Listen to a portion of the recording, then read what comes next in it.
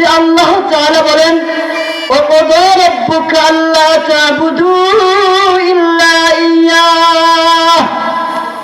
ও দুনিয়ার লোক সকল, আল্লাহ তাআলা তোমার প্রতিপালক তোমাকে আদেশ করেছেন তার ইবাদত করতে, অন্য কারো ইবাদত না করতে। তারপরে তিনি বলেন ওয়া বিল ওয়ালিদাইনি ইহসানা, তোমরা তোমাদের পিতামাতার প্রতি তোমরা সৎ আচরণ করো, তোমরা তোমাদের পিতামাতার সাথে ভালো আচরণ করো।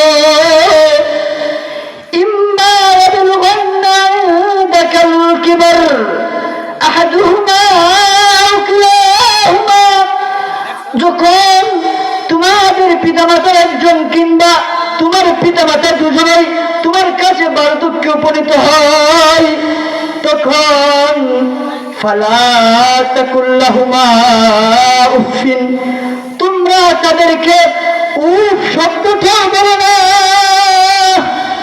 ওয়ালা তানহারহুমা, এবং তোমরা তোমাদের পিতামাতাকে ধমক দিও না।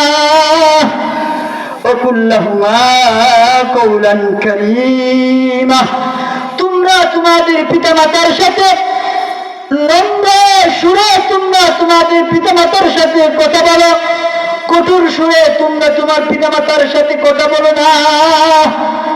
ওয়াকুল লাহুমা কওলান কারীমা ওয়াখফিদ লাহুমা জানাহাদ যুল্লি মিনার রাহমাহ, এবং তোমরা তোমাদের পিতামাতার সামনে বিনয়ের ডানা তোমরা বিছিয়ে দাও।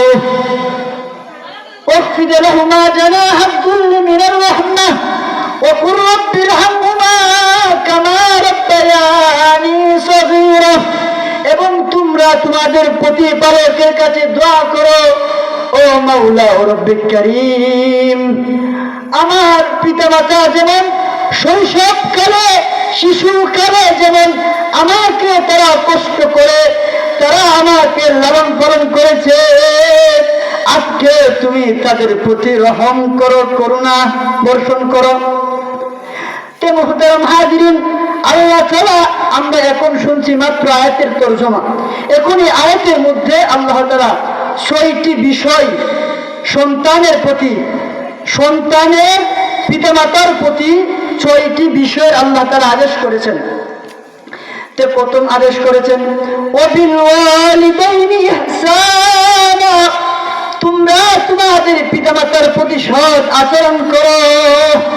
আর ইহসান শব্দের হচ্ছে ইহসান, এই শব্দটা হচ্ছে আরবি শব্দ, এর অর্থ হচ্ছে অনুগ্রহ করা, অর্থাৎ পিতামাতার প্রতি অনুগ্রহ করা, ইহসান করা।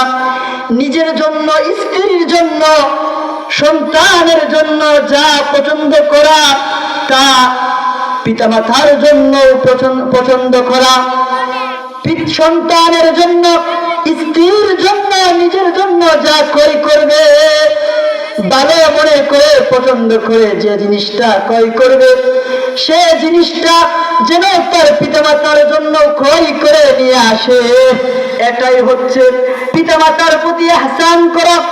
আর এই ইহসানের জন্য কোনো নির্দিষ্ট সময় নাই, যে অনেকে ভাবে যে আমি আমার পিতামাতার খেদমত করব, যখন আমার পিতামাতা বার্ধক্যে উপনীত হবে তখন আমি আমার পিতামাতার খেদমত করব, এর আগে আমি আমার পিতামাতার দায়িত্ব নিব না। এটা কিন্তু এই মন ধারণা কখনো করবেন না, যে জানা নাই কখন কার মৃত্যু চলে আসে। মৃত্যু দেওয়ার মালিক কে? কথা বলেন। মৃত্যু কার কখন আসে জানা নাই। সুতরাং পিতামাতা যখন থেকে পিতামাতা আমাকে জন্ম দিবে, যখন থেকে আমি পিতামাতার সেবা যত্ন করতে পারবো, তখন থেকে আমার উপর এবং আপনাদের উপর, প্রত্যেক মানুষের উপর আবশ্যক যে তার পিতামাতার খেদমত করা। এটা প্রত্যেকের জন্য আবশ্যক। পিতামাতা মুসলমান হোক, হিন্দু হোক, খ্রিস্টান হোক, বৌদ্ধ হোক, যে কোনো ধর্মের হোক, পিতামাতার খেদমত করতেই হবে। এখন যদি বলেন যে আমার পিতামাতা তো হিন্দু, আমি মুসলমান, এখন কি আমি আমার পিতামাতার খেদমত করব? আমি তো মুসলমান হয়ে গেছি, আমার পিতামাতা তো এখনো হিন্দু, খ্রিস্টান কিংবা বৌদ্ধ, এখন কি আমি আমার পিতামাতার খেদমত করব? এটা মনে ধারণা করা যাবে না। পিতামাতা কাফের হোক খ্রিস্টান হোক, সর্ব অবস্থায় তাদের খেদমত করতে হবে। ইমাম বুখারী রহমতুল্লাহ, ইমাম বুখারী তিনি একটি ঘটনা উল্লেখ করেছেন যে একদিন আসমা রাদিয়াল্লাহু আনহা, তার তিনি ছিলেন মুসলমান আর তার আম্মা ছিলেন মুশরিক। তখন তার আম্মা তার সাথে প্রত্যেক দিন সাক্ষাতের জন্য আসে। তখন এই আসমা রাদিয়াল্লাহু আনহা তিনি রাসূলের কাছে বলছেন, এ রাসূলুল্লাহ, এ হাবিবাল্লাহ, আমার মা তো মুশরিক, এখন কি আমি আমার মার সেবা করা, খেদমত করা, আদর আপ্যায়ন করা কি আমার জন্য জায়েজ হবে?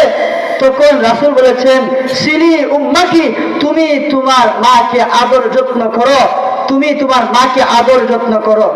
তাহলে এখান থেকে বোঝা যায় যে পিতামাতা খ্রিস্টান হোক, হিন্দু হোক, যে কোনো ধর্মেরই হোক না কেন, পিতামাতার খেদমত করতে হবে এবং পিতামাতার আনুগত্য করতে হবে। যদি পিতামাতার আনুগত্য তখন করতে হবে যখন পিতামাতা ইসলামী কোনো কাজ করবে, ইসলামের বিরুদ্ধে কোনো কাজ করবে না, ইসলামের বিরুদ্ধে কোনো কাজের মধ্যে যোগ দিবে না, তখন সকলের উপর পিতামাতার আনুগত্য করা আবশ্যক। যখন পিতামাতা কোনো ইসলামের বিরোধী কোনো কাজের আদেশ করবে, তখন কিন্তু পিতামাতার আনুগত্য করা জায়েজ নেই, হারাম। তো এটা হচ্ছে পিতামাতার প্রতি ইহসান করা। তো 2 নম্বরে বলেন, ওয়াবিল ওয়ালিদাইনি ইহসানা ইম্মা ইয়াবলুগান্না ইনদাকাল কিবারা আহাদুহুমা আও কিলাহুমা ফালা তাকুল লাহুমা। 2 নম্বরে বলেন, ফালা তাকুল লাহুমা উফিন, তুমি তাদেরকে উফ শব্দটাও বলো না। উফ শব্দ দ্বারা বলা হয়েছে যে তুমি তোমার পিতামাতার প্রতি বিরক্ত বোধ প্রকাশ করে না। যে যখন পিতামাতা বার্ধক্য হয়ে যায়, বৃদ্ধ হয়ে যায়, তখন পিতামাতার ব্রেনটা একেবারেই ছোট শিশুর মতো হয়ে যায়। তখন তারা ছোট শিশু যেমন বোঝে না, মুখ দিয়ে যা আসে খাই বলে, তদ্রুপ পিতামাতাও তখন বার্ধক্যে পরিণত হলে তাই করে।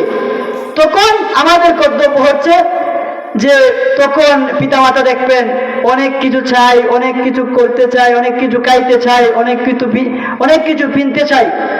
তখন আমাদের কর্তব্য হচ্ছে, যদি আমার উপর এটা যে আমার পিতামাতা যে জিনিসটা চাইছে, যে খাবারটা চাইছে, সেটা আপনারা আমার সাধ্য অনুযায়ী দেওয়া, সাধ্য অনুযায়ী যতটুকু আমি পারবো ততটুকু আমি দিব।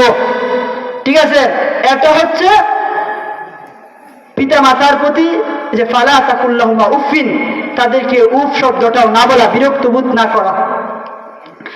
তারপরে বলা হয় ওয়ালা তানহারহুমা, তাদের দুজনকে কি করো না, ধমকও দিও না, কটু কথাও বলো না। এর একটু আগেই বলা হয়েছে যে উফ শব্দটাও কি করো না, কথা বলেন, মনে আপনারা মনে শুনতেছেন না, উফ শব্দটাও বলো না। তাহলে এখানে এরপরেই বলতেছে, 3 নম্বরে বলতেছে ওয়ালা তানহারহুমা, তাদেরকে তোমরা ধমকও দিও না। তাহলে এখান থেকে বোঝা যায় যেখানে উফ শব্দটাও ব্যবহার করা যাবে না, এখানে তো ধমক দেওয়া তো দূরের কথা। কিন্তু আমাদের মধ্যে অনেক হতভাগা আছে যারা শুধু পিতামাতাকে ধমক দেয় তেমন না, গালিগালাজ করে এবং পিতামাতাকে মারধর করে এবং পিতামাতার সাথে তারা কঠোর আচরণ করে। তাদের জন্য সাবধান হওয়া উচিত।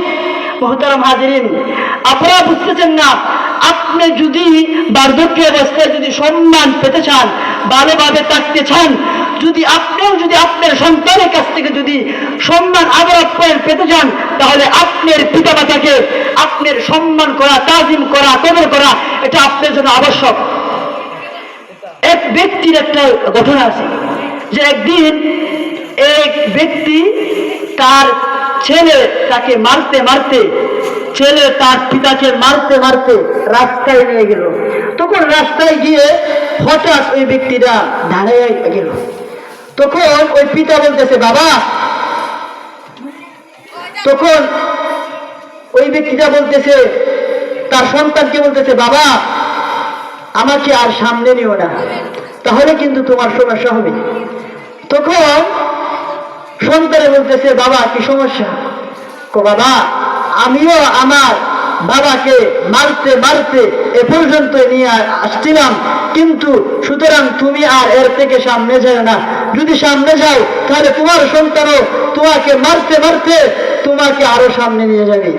তাহলে দেখেন, যেমন কর্ম তেমনই ফল, যেমন কর্ম তেমনই ফল।